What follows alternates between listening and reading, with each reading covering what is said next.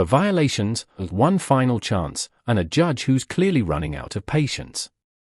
Flushed face. But what happens when the defendant blames everything on grilled cheese, energy drinks, and even water? Is this a misunderstanding or just excuses that won't hold up in court? Let's find out.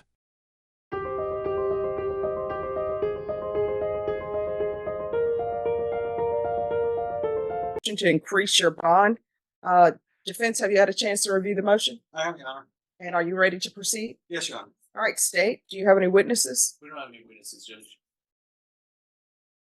I just have argument based on the violation reports. This is the fourth violation report, Judge. And on the first page of my motion, there was a violation report. Just one moment. Could you call the violation report on Karen Garnica for me, please? Judge. Thank you. All right, State. So, Your Honor, what we're asking for is for the bond to be raised to $100,000 with full house arrest GPS. The reason we're asking for that is this is the fourth violation report, Judge. On the first violation report, which was filed May 17th of 2023, the defendant was continued on ignition interlock. Just a little less than half a month later, on the 30th of May, there was a second violation report where the bond was increased from, I believe it was $35,000 to $50,000 and continued on ignition interlock. And then a month later, in June of 2023, there was a third violation report. The defendant was supposed to continue with no driving, in-home breathalyzer, and add drug and alcohol testing random.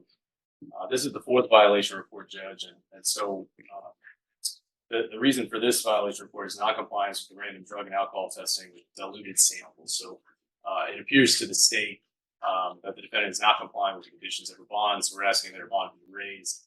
We're asking for the addition of the full house arrest GPS, Your Honor. This is, the code says you can set reasonable conditions of bond to protect the community, and so that's what we're asking for, Judge. All right. Any objections to the court reviewing the violation reports, counsel? No, Your Honor. All right. So the court will note the first violation report. She was continued. That was signed by Judge Nahara, and that was on May 18th, 2023. And that violation report was due to the failure to enroll ignition interlock. Then the second violation report, which was signed by Judge Nahara, there was a bond increase of $50,000, and the issue was failure to enroll in ignition interlock. Then the third violation report was signed by Judge Nahara, and that was from June 22nd, 2023. And the issue was high BRAC readings.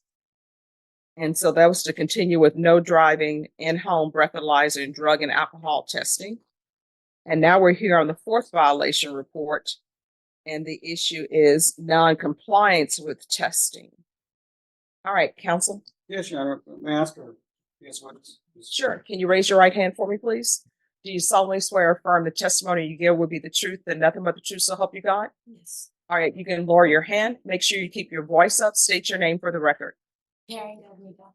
All right. Mr. Leaker, you heard the first violation about the ignition interlock. Can you tell us what was happening at that time? I did not have a vehicle to install the interlock And why was that?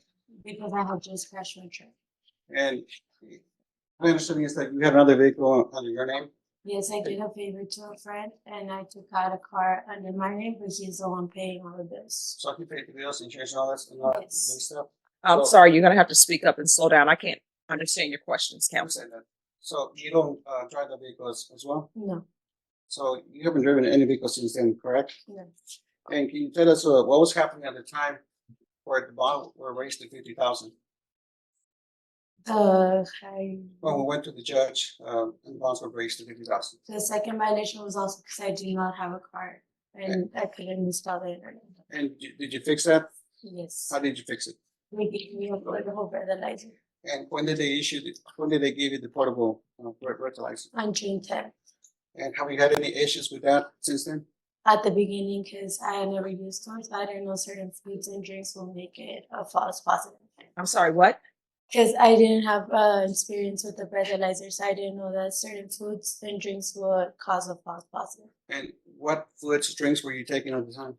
The very first time I had a grilled cheese sandwich, and apparently the cheese and hot bread will cause a false positive. And were you also drinking energy drinks such as Ghost and Powerade and? Yes, Okay. I drink pre-workout. And have you been drinking those drinks since then? No. And regarding the last violation of 2 diluted sample, what did they tell you about that?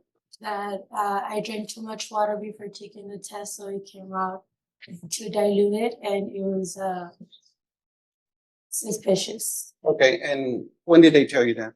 February, and it was the very first time also I had taken the urine. And I'm sorry. when did you do that? No, she didn't hear what you said. Okay, when did you take those drinks? No. What you just said, repeat it. Oh, the very first time when I took the UA, they told me I had drank too much water. On the 9th also, I believe it was 3 times. Okay, and were there any consequences because of that? No. Did you have to come more than one Yes, time? I'm sorry, yes. Did you have to come more than one time to San Antonio to be tested? Yes, I'm testing weekly now. Okay, when did that start? The 9th. Okay, and are you currently working right now? Yes, almost 4 years. And what do you do with the money that you earn from your? I help out with the rent and the bills at home. How much do you pay for the rent yourself? $625. And for the waters and utilities and electric, how much do you? Around like 150. And what are you asking the court to do today? To please keep things how we have them. Why? Because if I get in house arrest, I might lose my job, and I won't be able to help out my parents with the rent. Okay, and you haven't engaged in any criminal activity since then? No. You heard from the judge? Oh, any questions? Yes, ma'am. And so you're saying your testimony to the court is that the false positives were due to a grilled cheese sandwich, energy drinks, and too much water. Yes. Okay, I passed the witness, Judge. All right. Any other questions? Judge, we have no more questions for the witness. All right. The court will hear argument. State. Your Honor, this is the 4th violation report. We believe this bond increase in the GPS full house arrest is necessary to protect the public. With the alleged offense is intoxication assault. These violations reports, I believe, show continued behavior and also escalating behavior. And I don't find it particularly credible that grilled cheese sandwiches, energy drinks, and too much water caused all 4 of these violations, Your Honor. So that's why we're asking for the increase in bond amount and the full house arrest GPS, Your Honor. Your Honor, I would ask for the court to consider what the Ms. Garnica said. She said she didn't know. She ate a grilled sandwich, but most important, she said that she was drinking power drinks and energetic drinks as well. And those contain a derivative of alcohol. She stopped drinking those things. And concerning the interlocks, she had a portable device. She was trying to issue one. She hasn't engaged in any criminal activity whatsoever. She has tried to remain as compliant as possible. I understand. I don't think this is the case where it's warranted to go with the orders that the state's asking. I will ask the court to keep it the same. I don't want her to lose her job. Her family depends on the job, and she's already going weekly, coming weekly to San Antonio for the testing. I think that should be enough. That's all I have. All right. So, state, wouldn't this be solved? The issues be solved with full house arrest? Sure, Your Honor. Yep, over. Thank you. All right. What I'm seeing before me, counsel, is continued violations. Judge, if I may. Yes. On the first 2, Your Honor, there was a hearing, I believe, with Judge Najera, but there was an issue with the portable device. We went back and forth trying to get the bond. I don't think the laws should be probably against her. And the latest ones, power drinks, stuff like that, she did admit that she didn't know about it, but now she knows about it. So I would ask for the court just to keep it the same, Your Honor. If she needs to come twice, 3 times a month, I think she's already coming once. I think that in itself it's a sanction. I would hate for her to lose her job, Your Honor. All right. I'm going to put her on full house arrest. I'm not going to increase the bond. Is there anything else? That's all I have, Your Honor. All right. Thank you. You're welcome. Have any assist? Yes. One decision changed everything: no bond increase, but full house arrest instead. Was justice served, or was this a risky second chance? If you want to see more real courtroom moments like this, where every word can change a life, make sure you hit subscribe and turn on notifications. Because the next case might be even more shocking.